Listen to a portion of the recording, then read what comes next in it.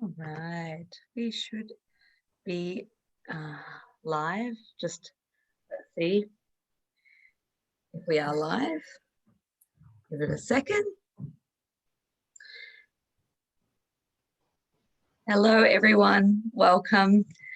My name is Alisha Braché. I feel like I've said this a billion times today. I'm here with my beautiful co-hosts, plural, and one in the background if you can hear him. I am here with Anna Harper. We've got Katie Jane from Vibrosound and the beautiful, majestic Nat. So we are here. Hello, welcome, ladies. Thank you all for coming in and watching. This is Ascension 101 Real Talk. This is a segment that we'll be running in conjunction with World Unity Week every day at 4 p.m. Melbourne, Australia Eastern Standard Time, where we're going to have an hour segment, which we invite you to come into the Zoom room if you want to. It's definitely a panel, it's a discussion, it's informal, it is going to be fun, hopefully with a lot of comedy and humor to break up some of the seriousness. And it's going to be real. It's going to be real. I think 101. Yeah. So welcome, ladies. Thank you so much for being here. And I just can't thank you enough. And I think this idea of this segment came about when I was talking to one or more of you, and we were talking about how lucky we are because we have each other, you know, and we can get on the phone each morning and go through dream space or the current day ascension symptoms, or, you know, what we're processing emotionally, or what our mental, and it really helps. And so I thought that was kind of, and the way that we deliver it to one another is in a very real and raw way. So we're not going to censor much here. So come in, join in, and that's my intro done. So I hand it over to you, ladies. This particular segment is Ascension, so how to support yourself, or supporting yourself mentally, emotionally, physically, and spiritually. So it's very broad term. We could probably go anywhere in this conversation.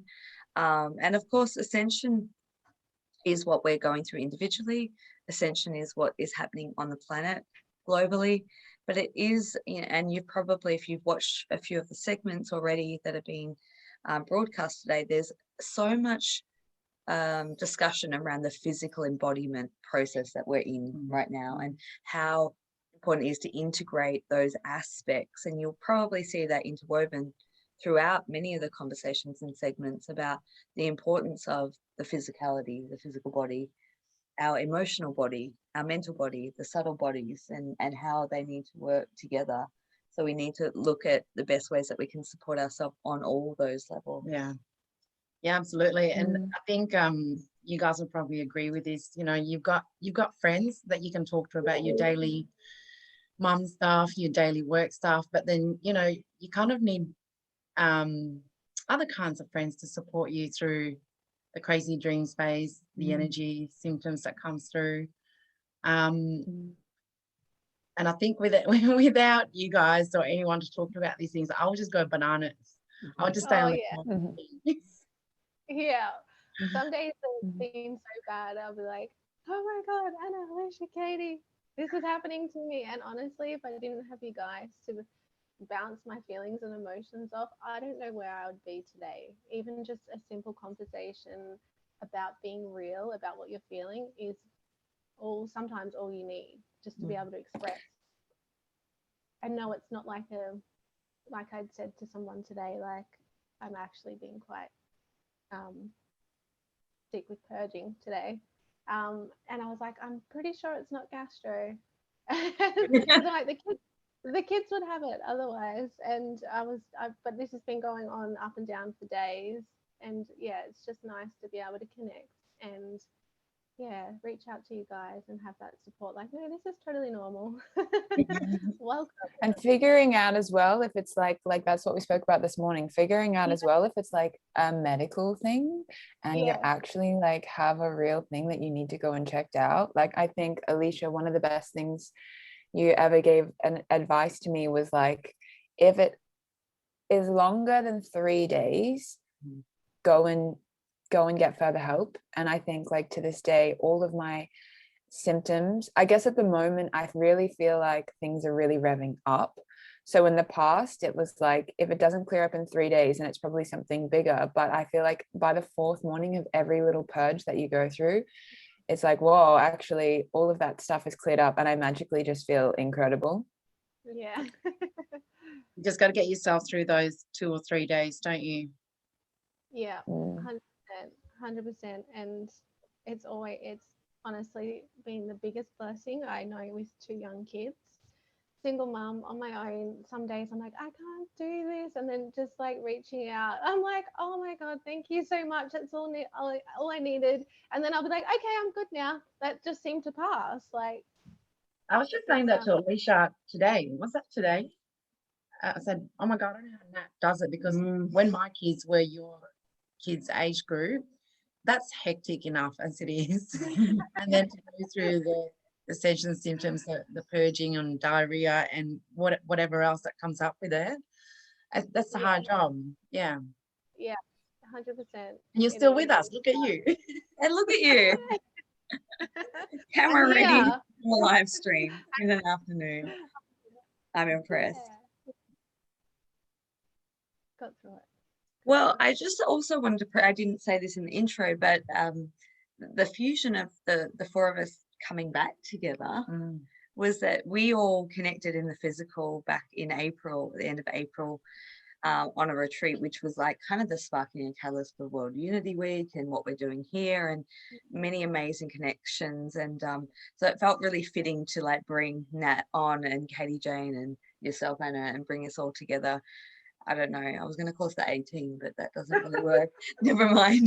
I'm a bit delirious. But I just thought it was really, quite fitting to have the 4 of us back here where we could talk about these things, not only, you know, what we do on a daily basis, but like how we've been able to connect in the physical and grow bonds and connections. And I think that that is a real key critical element to supporting yourself through Ascension, is to have or find a network or a support of people who are going to, don't necessarily have to always understand you, but at least be non-judgmental, at least be able to hold a space and listen. Because a lot of times, I don't know about you guys, but I feel like if someone can just listen to me and I can get things off my chest, that's all I need. So I don't need someone to fix me or give me advice or solutions. I mean, sometimes that's relevant, but sometimes you just want to rant. Yeah. And then there's a lot of realizations anyway that comes through just having the conversations, and the quietening of the mind once you do the verbal diarrhea. Yeah. And even sometimes like it might be just, you know, one sentence that the other person says and you're like, oh my gosh, I did not see it from that point of view. And it's sort of like then the puzzle pieces like can be like joined in your own mind and you can make sense of what it is you're going through or what your dream space was, or, you know, a download that you got that you couldn't quite correlate, you know, the missing puzzle pieces together. So I find like, sometimes even just talking, it'll come to you as you're talking. You're like, I didn't understand that before. On a practical level, do you guys have any go-to, like I was saying to Alisha the other day, I had 2 soundbaths in a row and I had a bunch of clients in a really hectic week, and I thought to myself, it was really interesting, I naturally went back to basics of what I first picked up when I first started awakening, and I really like honor the fact that those small intentions and like stripping everything back and cutting everything out of my life that was a distraction, like social media or a really pure presence when I wake up in the morning, I forget that really sets the tone for each and every day. And I think when you're in the sea of ascension and when you're in the sea of feeling amazing and shit, it's really, especially when you work for yourself and you work from home, it's really easy like not to get dressed that day and like wail around and not speak to a human and forget to buy groceries. Like grocery store is a trip. So like I think in that time I look back and I really had to pull it together, and I ended up having just like fantastic, productive, amazing high vibe days, where I think if I hadn't have done those small things in the morning for my physical, mental, emotional well-being, then like I really actually wouldn't have survived. So is there anything that you guys do as like a ritual or something where it's like, right, I got to just get my shit together now? I love my rituals, to be Step honest. one, putting clothes on. You know, sometimes if you work from home and it's all Zoom based, you don't need to put them on. Kidding. That's true. I'm not wearing any pants right now, so it's Same. Actually, I have to say this because it's been something that's been in my head. It's slightly off topic, but not. When you work for yourself and you do work internet based, you know, through Zoom, I'll be the first to admit that sometimes you have a really early morning or whatever, like you can get away with not having a shower, you know, and do that later in the day, or you kind of do it as you're feeling. And I had a session last week with a client, beautiful client, new client, first time we connected, very, very in tune. And at the end of the session, she said, wow, that was so amazingly real. She goes, I could smell your perfume.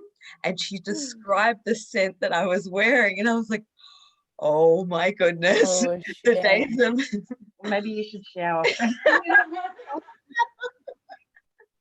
I've been meaning to talk to Alisha about that. I didn't want to say anything. That's why I stopped coming and asking for sessions. I'll burn some product down. Anyway, just Yeah. go on in. But I love the rituals, Katie. Like I'm a bit of a so first thing, I don't touch my mobile phone first thing in the morning. And just, you know, I'm with my coffee sitting outside in the cold. And then followed by meditation or a walk. I find on the days where if I wake up and I'm straight away onto social media or responding to messages, I'm so scattered. Like I haven't collected myself yet. So, and even during the day, just to have that, I don't know, I sneak off for 20-minute meditations, and doesn't it just shift me completely all the time? I mean, it's good to have your homies, you know, backing you up when you're on the floor crying, but I think also it is just as important to make sure that you can turn to yourself to help you out when you're having a meltdown, because you are powerful. I think, yeah, absolutely. I feel for me, yoga, just getting out and doing like a quick stretch in the morning in the sun. Doesn't have to be hardcore or anything, just, you know, even if it's 5 minutes. Normally Jesse, my son, will come and jump on me, or, you know, whatever, so it gets interrupted anyway. But just having that break, having that time to take a breath, and even journaling has been really good. Just a gratitude, like a 2-second gratitude, you know, just think of, you know, 5 things you're grateful for, and just pause, be present in that moment, take a deep breath, be grateful, go stand out in the sun if it's sunny where you live. Yeah, that's probably my go-to every morning. But like you said, Katie, it is so easy when you're like feeling a bit dense to get stuck in that energy and not pull yourself out of it. Yeah, I haven't been grocery shopping in a week. I feel like all of the ways, like I feel like when I get really, really knocked down, everything falls to the wayside. Like I'll get an email for an order for like something to do with the lounge, and I'll literally be like, that's right, I run 2 companies. Like I completely forget that I even have all these responsibilities because I'm so deep in some kind of process, and then I have to really like backtrack. Whereas I think like finding some kind of preventative to the backhaul of like, okay, these are the bare minimum tasks that if I can do with on energy reserve and just keep some kind of normalcy throughout the day without getting, like when I first started awakening, I like did not, like speaking of like Ascension 101, when you're first awakening, like there were definitely periods, and I was saying just before I got on, where I think like mental health wise, through COVID and through everyone's different brain wiring, we're all so different. But for myself, I think I oscillate between like an ADHD, ADD kind of person where I can get hyper fixated on something for like 9 hours, and I'll make a track and I like haven't eaten, I haven't gone outside. Like I think for lots of maybe light workers, yeah, you don't eat all day. And I think for light workers or people who are galactic or whatever label, it's really easy to hang out in the top chakras because that's where the feel good energy comes. And it's really uncomfortable to come back into the body. And something that I really like to ask my clients, and when I have people over and everyone's like, oh, I've never thought about it like that. I ask them, like, sitting here now in front of me, if you close your eyes and you perceive your energy field and you feel into your physical body, where in your energy field are you?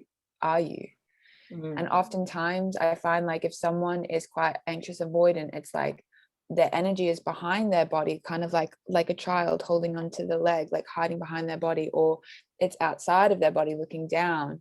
And it's like really focusing on, where am I in my field, and is there anything I can do to gently bring it back into the body and like feel my feet for the first time today? What does my body want? Types of things like that. And that took a long time to understand that was good. I think like those things can be really illuminating for what your personal traumas are and what your personal where your personal healing lay. So yeah, getting comfortable with the body again. Because like, how often are you just chilling out in space and like meditate? Like, I definitely use meditation as escapism. I remember one day I learned about spiritual bypassing and I didn't even know, and literally I would have been the worst person to hang around. Poor Will. I was like, there will be no lower vibrational talk in my house, and he'd be like, I had such a bad day, and I'd be like, shut up, and like wouldn't let him talk about anything bad. And then I bypassed like all this stuff, and I remember I read an article and that like gut-wrenching feeling where I was like, oh fuck. I have to go back and look at all this crap I thought that wasn't even real, you know. Happen, you know. I think when you start working with energies, like your sensitivity to it, you don't want to deal with low vibrational stuff because it feels so strong and so yucky. But you're right, there is that spiritual bypassing. I could probably apologize to my children for those things. Yeah, Too late now, the damage is done. yeah. I'll send them to you guys for healing. You brought up some really good points, Katie, and I'm really glad that you keep bringing us back to the topic at hand, because I think we get carried away and go sort of roller coastering. I've got my notes. But I think what it comes back to, I kind of go back to when I used to be teaching, and we used to cover these topics in great detail and brainstorm them, and you'd have the whiteboard out. Remember BBF days? Yeah. And have the whiteboard out, and we would go through, and this is, so I'm sort of saying this to encourage people to write their own list. And so we would have like you know, what are some ways that you can support yourself for mental, emotional, physical, and like do categories and write down different processes or practices that maybe you have heard of, maybe you've heard someone else talk about, and like try and gather lists of them and go through them or have them there, so when you need to access them, you've kind of got a visual list that of your own go-to guide. I think that is, or can be, really helpful for people who like lists. I don't know why I'm saying this, but anyway, I'll just keep going with it. And the other thing that comes to mind is to mix it up. Yeah, I'm a mixer up kind of girl. Yeah, mix up. I'm a mixer. Because all sorts of mixed up. Hang on, mixed up or mixed up? No, it doesn't take much to confuse me in an afternoon. This is normally my nap time. Naps, physical. Yeah, physical support. I like variety, and so if I'm doing the same thing day in, day out, it can get quite routine, and that doesn't sort of work for me. So like changing it up as well, and having, like, you know, say for the physical, as an example, support for the physical body, you might do yoga 3 times a week, and then you might go for a light walk on, you know, 2 days a week, and then maybe you go to the gym 1 day a week, and then go bush swimming. Or, Yeah, thank you. Take it away. But just giving you different examples, and then, you know, that's just one example, and then mixing it up. And I'm going to look at emotional release. Different situations probably call for different things. And I know this is going to sound really whack, but my emotional release for so many years, that was like in the most extreme cases, I would go driving in the mountains and sing almost as loud as I possibly could. Generally like Whitney Houston style. Very deep light. This is real talk. Here we are. But you know, like I found that was probably the biggest emotional release, because I would sing, I would belt out tunes, I was verbally expressing myself, and I would drive until I would sing, and then like the tears would come, or it would be rage, and then the grief would come, and it would be, it's something about the movement, the music, the sound, the projection of sound, that fusion and combination for me was always the best emotional release, one of the best. I'm going to hand it over to you ladies to share some other emotional release techniques that you can think of. Yeah, In my crystal ball. Oh, sorry, you're gonna. No, I'm pretty much the same. Music to me is my go-to. Like if I can't seem to shake whatever it is that I'm feeling, I'll put on a tune, and I generally I will know straight away by what song I pick as to where it is in my body.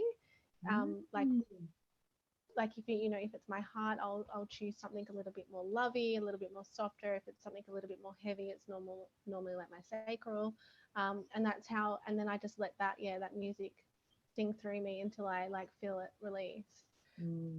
But yeah, that's my go-to. Totally. And I love that, finding the place in your body where it sits. Like I was going to say, in the crystal bowl training, before that, when I first started working with the bowls, I would grab a bowl and I would try and find where the emotion was in my body, and I would try and make the exact sound of how it feels, and I would feel it, like seeing it coming out of my body. And like as you said, Alisha, like the momentum and the energy of starting to express it, you might actually realize that emotion is not the real emotion anyway, and there's actually something underneath that. And I find if you're feeling something for a while, it's like maybe there's something deeper, and the release that can happen might be a lot, or I have found is a lot faster when I access what I actually feel and release from that space. Because I think lots of the times you can cleverly mask what you're feeling, and I feel like you can talk about that. Like I might complain about something and think that this is the real thing, and you can talk about it for ages, but talking doesn't shift it, and then you find what it really is. And spending enough time alone curiously, and I like to use visualization, but yeah, just making the sound of how that feels. And it might be really guttural, but it's like the more you can start to be really honest with that sound, it'll actually kind of like transformative resonance. It will start to become lighter and lighter and transform. And then you could make the sound of how you wish to feel instead. So it can work both ways. It's like you can override the energy in your body with the higher energy of like excitement or joy, or kind of like Harry Potter when it's like a Dementor's coming in and you have to like exude the higher thought feeling and let that shift your body from the inside out. So like working both ways of releasing it, but also just embodying something fucking amazing and letting that ripple out. Such a magician. Yeah.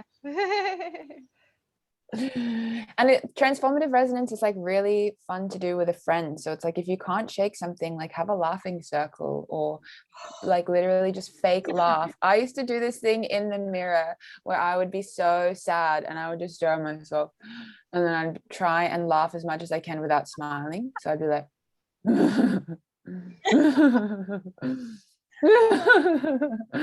and like eventually it's just so hilarious that you have to just laugh.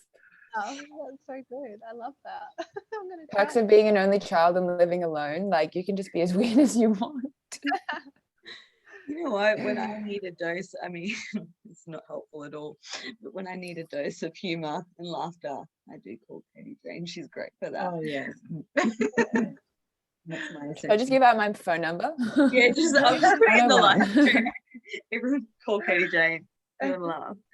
But no, I love that laughing. So, and comedies and like I know like just watching supportive comedy movies can really shift your mood and help you probably on an emotional level, but also on a mental level, because mental and emotional really kind of go linked in.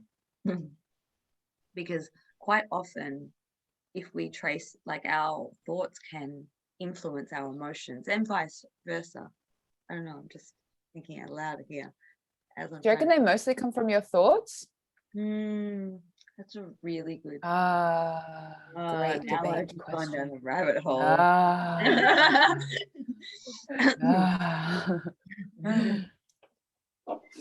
But I think, you know, like, I'll just give an example. A simple example is that if you're having anxious thoughts about, I have a live stream coming up, it's my first live stream, you know, I'm a bit nervous, I'm a bit anxious, that can then impact your emotions by feeling quite, you know, scared or fearful or, you know, nervous or whatever might come up, which then can impact the nervous system, and then your physical body is impacted. So they all work and link together. So as you're working on releasing from one or supporting one, then the flow on effect too, it works both ways. It's not just you know working on one and then the other. Like, you can find okay, that's all it wants to come through. You can find fluid ways that flow through all streams to be able to be supportive. Like, you know, yoga helps the body, but also, you know, doing connected with breath work and then releasing emotions. I was about to say, I know someone, that I realized the person that I know is sitting beside me, the emotional releasing in yoga. So like you said before, like walking for me, if I'm angry, get me outside. I need space. Yeah. But if I feel like I'm working, so all right, any masculine energies like anger or, you know, resentment kind of stuff, I need to be walking. Whereas if I do yoga, it's working more with any guilt or shame that wants to come up or sadness. Like, I went through a phase, didn't I, where I wanted to cry. I have a week, like, just carrying this grief, and I couldn't make myself cry. So I keep doing yoga because I know yoga makes me cry. I'm like doing down dog, like, it's coming. No, it's not coming. It didn't work. Usually that's what it is for me. Like the softer emotions me help do yoga for emotional release. Yeah. And anger and rage and injuries. Another thing that's really helped me and I wanted to share is, like, have you guys ever done tapping? Yes. I love that. That's something that I really have so much respect for in, like, recoding your nervous system. Like, I think it works two ways of, like, releasing and finding the core emotion and using the right language to aptly describe the, like, generalness of what you feel, because it doesn't have to be so specific, and then also recoding the new. I've really had some cool experiences with tapping. What about you guys? I haven't used it. I have too. I even do it on the kids. Yeah. Oh, sorry. Yep. So sometimes, like, if like Jess and In, when they're in bed, In will be like, "Can you just tap here, Mum?" And it just calms her down on her third eye. Jesse on his back, I'll sometimes just tap his back or tap his third eye, tap the top of his crown, and it's just really calming. I think it really resets the nervous system. It just creates like a blank space to be present and be calm. I find it really effective on the kids, actually. I tried It's tapping. that stable rhythm. Yeah. I tried tapping a couple of years ago and I really wanted to like it, but it just wasn't for me. What was that for you? No, I tried it. I was introduced to it a number of years ago, and I worked with it for a little while, because at the time I was going through what would be perceived on a 3 level as a nervous breakdown. And this is at BBF. Anna and I used to work together in a former life. So I just to paint a little bit of picture, in that time in my life, I was feeling completely out of control and very emotionally overwhelmed. I didn't know about dark nights of the soul, ascension symptoms, releasing. I didn't know really that terminology back then. I thought that I was in a very heavy depression. And that's what it looked like in 3D. You know, as you go along the pathway, you look back and you see things from a very different perspective. But what life was like for me was that I had just started a new job. I'd been kind of thrown in the deep end, and I was in, and my energy sensitivity was really cranked up, and I was working in mental health, and and I really needed to address my own mental health because of being so empathic and absorbing so much energy, which later it sort of became apparent, and I was able to fix it much more easily with energy. But at that time, what my day looked like was I would wake up, be a complete emotional wreck, be crying. I would cry all the way to work, and then I would get to work and I would fix up my makeup and I would get out of the car and I would step into the classroom and I would put on a show and just fudge my way through, not knowing what the hell I was doing, just feeling completely out of control. And then I would finish my shift, finish the classroom, get back into the car and just burst into tears, and that would continue for the rest of the night. And that went on for months, and I knew I needed help, and I just didn't, like, I was willing at that point to do anything, you know. That's a cool thing now, isn't it? Because there's so many healing modalities and everyone has access to it. Whereas back then you kind of just, Back then I was just like, give me something. And I, at that point in my life, I'd explored a lot too, you know. It wasn't but I knew that I needed to venture out and find like a new, and I found a practitioner. And anyway, back to it, she worked in different modalities within what she did. She was a naturopath, she was a medical doctor, she worked with I think sort of like quantum computer stuff, which she put EMF, you know, like and she did emotional freedom technique, tapping. And I'll never forget, I walked into that, I was a mess, and she like kind of hooked me up, and she went through this thing, and it was around finances, it was like, it was around so many different things, because at that time I had a belief system, because I've worked in this lifetime, I've worked since at the legal age, multiple jobs. I worked 7 days, a complete workaholic. And so the thought of having time off, the thought of not working, to me equaled dying in the streets of starvation. Like, that was where the core of what we got to in that session. And I was dumbfounded that that was my belief system, that if I'm not working, I am literally going to die. oh my God. Yeah, I know, it's extreme. It's extreme. But anyway, there's more to that story. But what I found really fascinating was that she used the tapping, and that was really, really helpful to help me get to that and the reframing of it. But when she put me on that machine, the thing that she picked up the most was, she goes, your crown chakra is lit, but it's disconnected. She goes, there is a higher spiritual aspect you've disconnected from, and that is the underlying problem to all of this. So her prescription to me, amongst other things like, you know, vitamins and this, and she made me go and do a reconnecting to my higher self meditation for 30 days. And I'll tell you what, I came good within 2 weeks. I went from nervous breakdown, complete mess, to just the sheer will that I need to get better. And really, it was reconnecting back to me. All those other things really helped, but it was reconnecting back to my soul, my spirit, because that was the one that was crying. That was the physical embodiment. My tears, my nervous breakdown was the disconnect that I felt to myself. Oh, you did it. I did it, yay! I think that's the thing with all, like, I think about depression a lot, and I was super depressed in my young years, and I think about all the people that you see. It's like, once people come in for a sound bath or some kind of event like that, how disconnected, what the physical body looks like when it's disconnected, and how people treat each other. And then, like, as you said, like a 30-minute meditation to connect into the truth of who you are and bring that down, like, actually your whole face looks different. You walk out a completely different person. And I think about, like, it wouldn't take a crazy life overhaul, 30-day eat this, like cut out this, la la la la. It's like if there were the right tools available for people and they really committed to being well and to reconnecting, it's right there. It can be really transformative just doing that.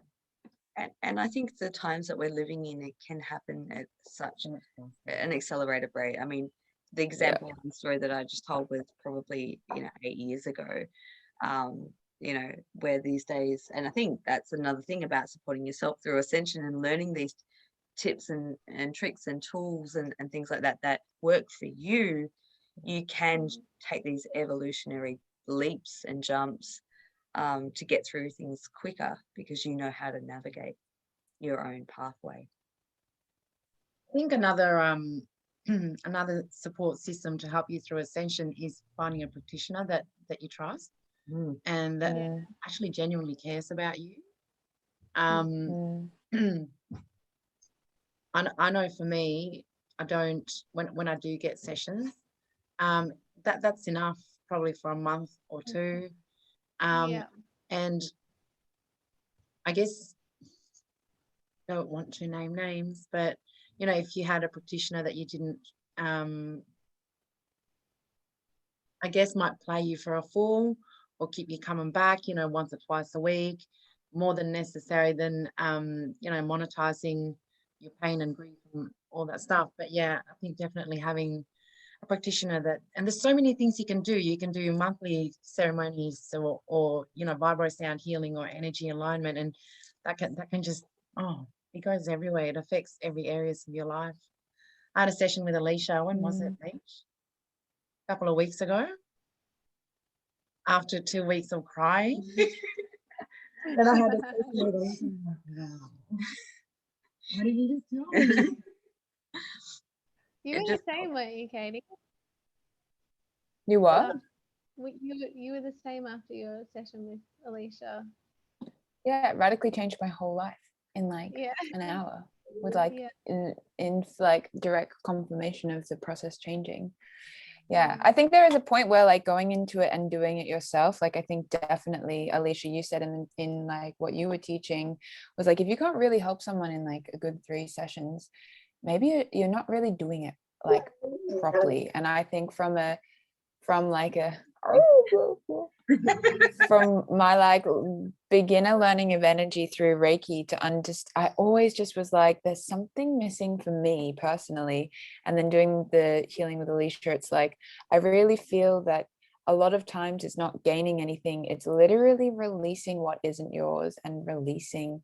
And I think with like Alicia's protocol or like anyone that does like emotional release work, that's where I feel the biggest shifts come, because the new is constantly coming in when we sleep, when we're downloading, when we're getting all these solar flares, but it's like simultaneously the deep cleansing of each of the energy centers and deep cleansing of like past life emotions when they come up, having support through that. Because I know when I first started, I thought I could do it all myself, and I like was like, I'm going to heal the death of my mom tonight, and like laid out all my crystal bowls and like got all my crystals and was like, okay, we've got like an hour, so I'll go in, I'll do some things. And it's like I ended up being in a hole for like 2 weeks and I couldn't get up. And it's like, I love what you say, Anna, in finding someone that you trust to help you while you're helping yourself, and you have the desire to let go of it, is so it can put you months and years ahead of having sessions again and again that aren't really doing it what specifically you need. We've spoken about this before as well, for people to do the inner work before they reach out, wasn't it, Alisha? Like Alisha listened to me cry for two weeks. She never once said have a session or whatever, because I think that was a very important part, was to sit with those yucky emotions myself and see it, feel it, before then seeing the practitioner that can help me push to that next, that last whoosh out of it. Yeah. I think it's important to have a blend of both. I think there's times where we have to really put in effect our own self-mastery for our own, our own evolution. And I think there's times where we need to call in support from other people, and discerning when to access either or either.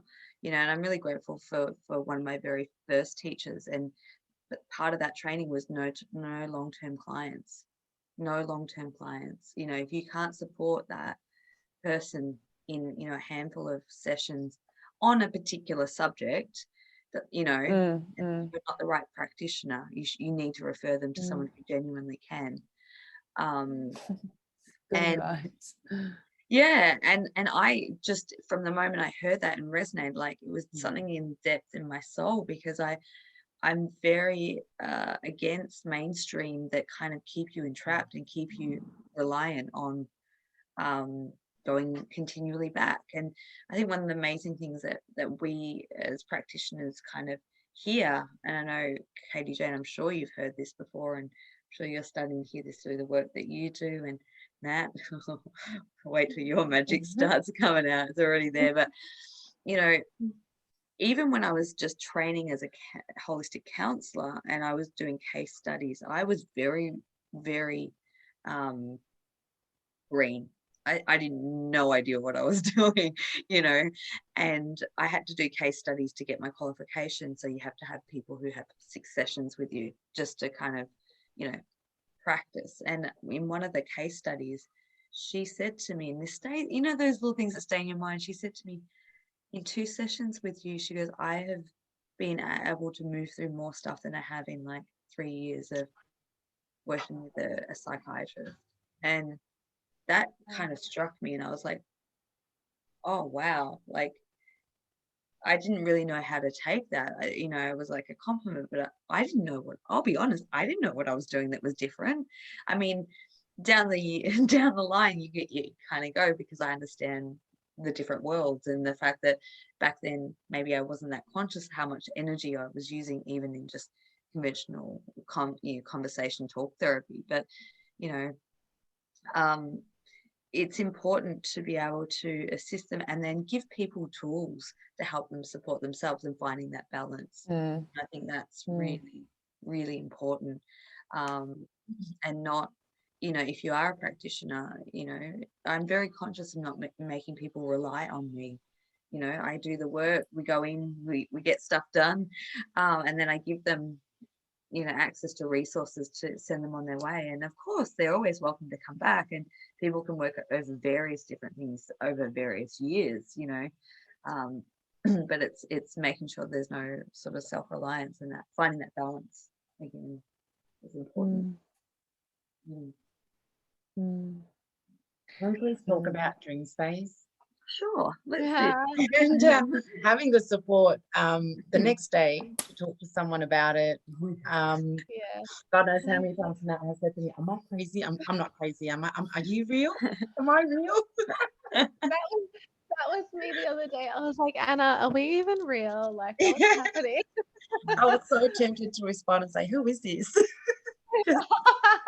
Or just not respond ever again. That's it. Nat's done. She's done. She's bloody, yeah. Did she ever begin? Yeah.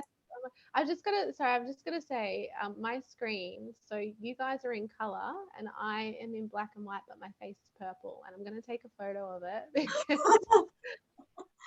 it's really tripping me out. I'm just, hang on 2 seconds. Sorry guys. I just want to say hi to everyone who is on this live. Yeah, who's online? I want to say hi to Sally, hi to Larissa, hi to Jamie, hi to Katie Jane. Hello.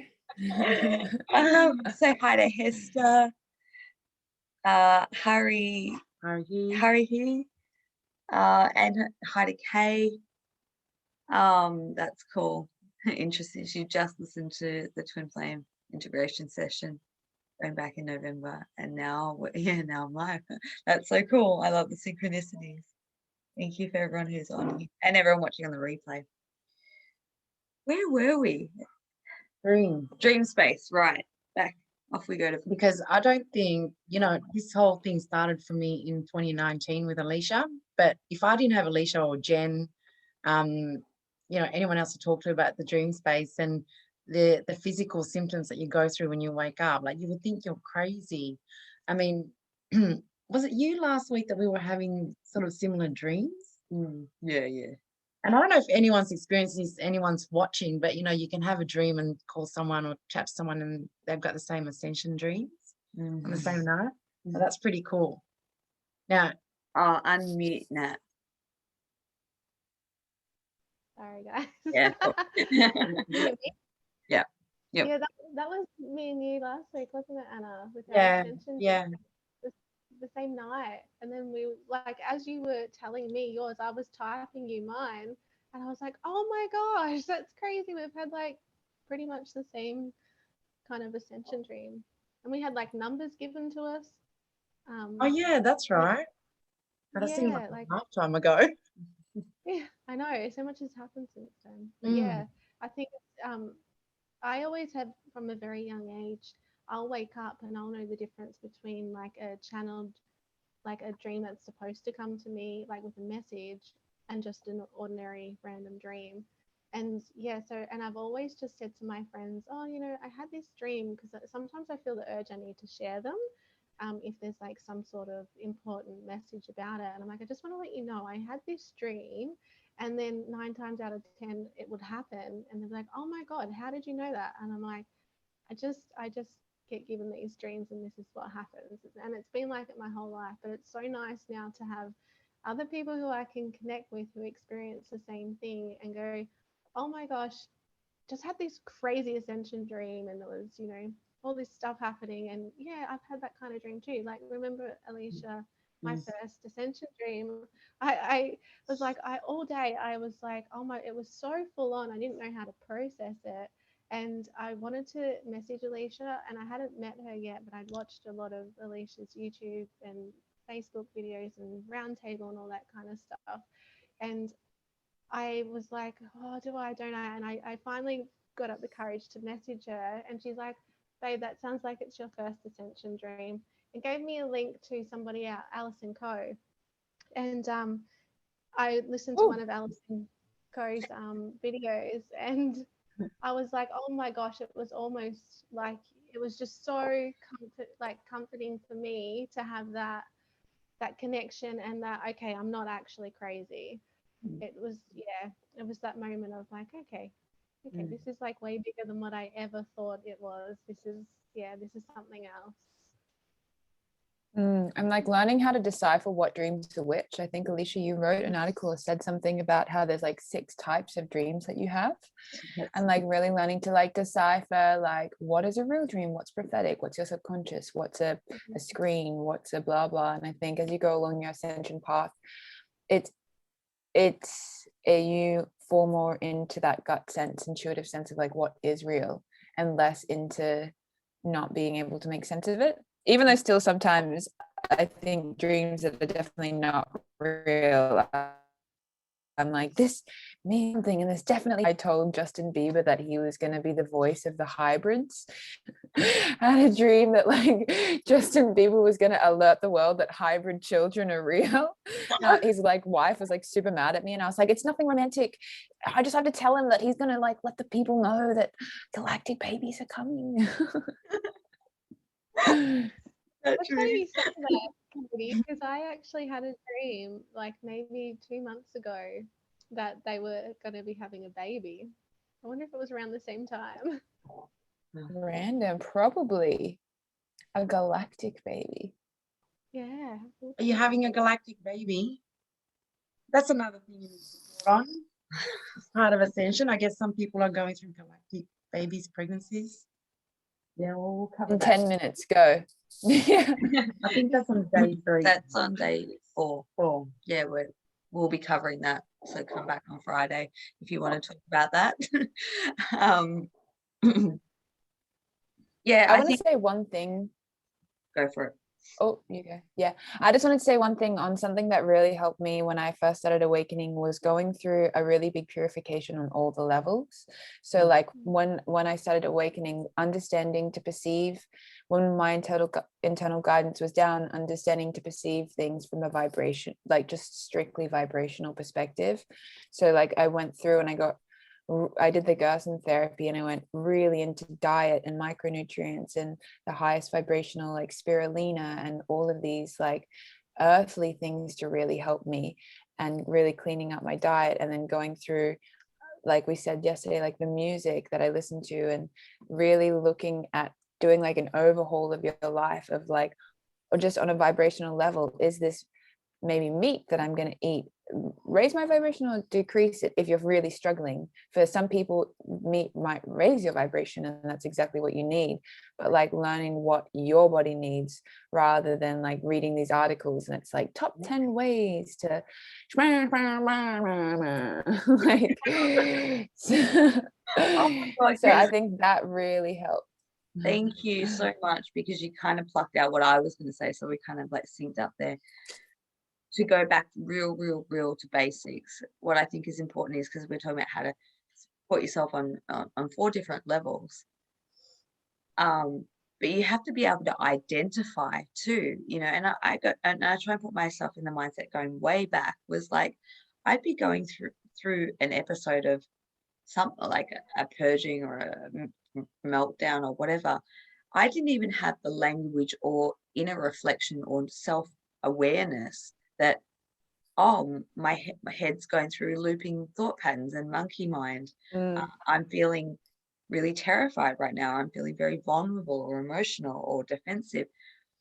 You know, it takes a little bit of time to be able to work with yourself to actually identify what you're going through, to then be able to understand how to support yourself. So I think what you were saying is being able to like stop, drop, and inner reflect.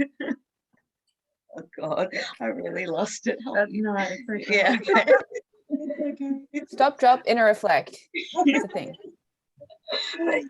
That component of being able to kind of push out the outside external noise or influence of articles, like you were saying, Katie, or you know what the neighbor was saying, or what your best friend was saying, and like really ask the questions to yourself, like, what am I feeling right now? I'm feeling angry, you know. Okay, where does this anger come from? It comes from, you know, it's underlying grief. Okay, where's the underlying grief coming from? I'm processing the sadness of, you know, the trauma that I've just experienced in the last week with having my dog have to go through emergency surgery. And that's why I keep getting up and leaving the call, because I'm checking in on him. I'm just giving an example here. So how am I going to support myself through that? What do I need? And it's just asking and having that internal dialogue, or that higher dialogue with your higher self, however you tend to go through that. I think that's why also like, and it's amazing because there's so much content out there now, like anything you want to look up on YouTube, you know, there's so much information. But for me, I have to avoid it. Like, don't know, Alisha, if I can finish one video, that's like amazing, because I find that when I'm watching or reading too much, I'm so disconnected from myself. I've got too much information. However, if some information comes in through meditation or dreams, and then you Google it, it's like, well, I don't even know what that was, then that's fine. Yeah, that's I guess just like anything else, you know, a little bit of everything, everything in balance. So important. Yeah. I went through And there was light. It's getting dark here now. Blinded. I just aware of time, guys, so we've got another 7 minutes. So final thoughts in terms of, I maybe we'll go round the round table. I know we haven't had a lot of structure here today. Structure is not something that I like to do, and I've had to do a lot of. So here it's really nice to be with you ladies and be a bit free flowing. But I'm going to go around, and like, if you can think off the top of your head, in the various different categories, or just like a handful of things that have really helped you, support you, whether it be emotionally, physically, mentally. Did I say them all? Spiritually. And what are some of the most helpful things, just as like a brainstorming session for people who might be watching this. And hello to everyone new who's just jumped on. I saw we've got Pauline. I saw someone else. Cheryl Lee. JC. I hope I pronounced that correctly. But yeah, just giving you ladies a moment or two to have a thought. I think for me, am I muted? Nope. For me, the biggest thing was having like-minded people who have been there, who have gone through whatever it is that you're experiencing. That was because you can have friends, but if they're not going through it, they don't quite understand it. So I think a really good network of like-minded people, and that actually was, for me, it was it wasn't until the retreat that I actually like really embraced it, because I was doing so much of it on my own to begin with. And then when I met you all, I was like, these women and men are amazing. Like, I love them. Like, so easy to talk to and so like-minded. And it was just such a beautiful moment of realization that we are all connected. We are all one. We are generally all going through the same sort of symptoms and emotions. And it's kind of like we take it in terms of passing the baton of who's, you know, feeling what, who's up, who's down, and we hold each other through it. And together we come together and, you know, have this beautiful little warmth and love that we can support each other with as we go through this journey. So yeah, I think connecting with just like-minded people has been really beautiful for me. So I thank you guys, because you guys have helped me so much. Oh, thank you. Thank you for sharing that. I'm going to piggyback off what Nat said. Like, yes, having your having the right people around you. But for me, that actually brought me back to learning how to trust myself. My intuition, what I was feeling, what was right or wrong. I think if I didn't have the right people around me, just guiding me rather than telling me how things are and what things are, I wouldn't have been able to learn to tune in and trust myself.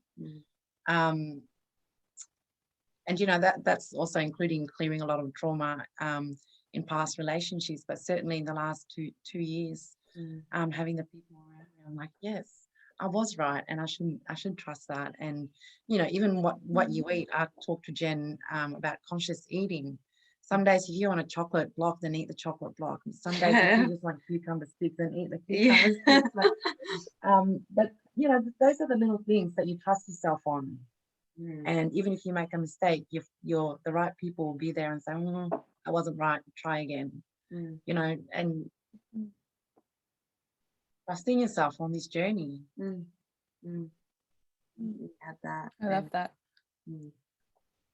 I would say like making commitment to maybe a period of time where you make really small changes to your daily life and see how those little things impact on the long term. So like making a commitment to yourself that you will wake up and drink 4 cups of green tea today, and you'll spend 20 minutes outside and you will call someone and you will do one meditation that you've never done before for the space of the next 1 month, and seeing where you're at after that, and giving yourself breathing room, that you can have some days where you eat the chocolate bar, but like ultimately you're committed to feeling better and working through it. And it's like that friendship that you form with yourself, and that like commitment to your own self, because we are so powerful, and there's so many things that you could change right now that would really create a different reality for you. Katie, you're amazing. Yeah. I want to come to you for coaching, because you really just ran. Commit to yourself. 5 easy steps to change your reality. Gonna get the sales funnel going for that one, Katie. Hell no, I'm tired. Do it yourself. Oh my goodness, ladies, I just want to thank you so much for your time and your energy and your love and support and just your openness and sharing. I'm looking forward to the next few days. So just to quickly go over the schedule before we wrap up. Tomorrow we are talking about sacred relationships, sacred partnerships, and new earth relationships. It's totally off the top of my head. And then on Thursday we'll be talking about the soul flash, prepare yourself. And then Wait, you cut out. What did you say? The solar flash and how to prepare yourself that'll be Thursday's topic. And then Ooh, on Friday Cool, we're Nat. gonna be talking about New Earth children and conscious parenting. Now, How did you remember all that? I'm Good on job. like I had it ready for you to read, but you didn't even read it. I'm a machine at the moment. I'm just plucking out of it. So, you know, thank you everyone for coming and watching. It is an open participation, so I have put the Zoom link, and I will for the next couple of days. It will be the same Zoom link. That if you want to come on and ask questions and be a part of it, or if you just want to watch, we'll keep a track of the questions in the live stream. But that's what we're going to be doing at the same time every day during World Unity Week. Can I just clarify, if anyone wanted to join the Ascension 101, do they need to be here to join at the beginning, or can they join in at any point? I'm easy. Okay. Or maybe we should say they should be there at the beginning. I'll let you stipulate the terms and conditions and rules. I think T's and C's, just be there from the beginning. Otherwise it'll be Yeah. Fine print. Yeah. Thank you so much. Thank you, you, ladies. beautiful ladies. Thank you everyone for watching. Thank you everyone on the replay, and we'll continue with World Uni Week until next segment.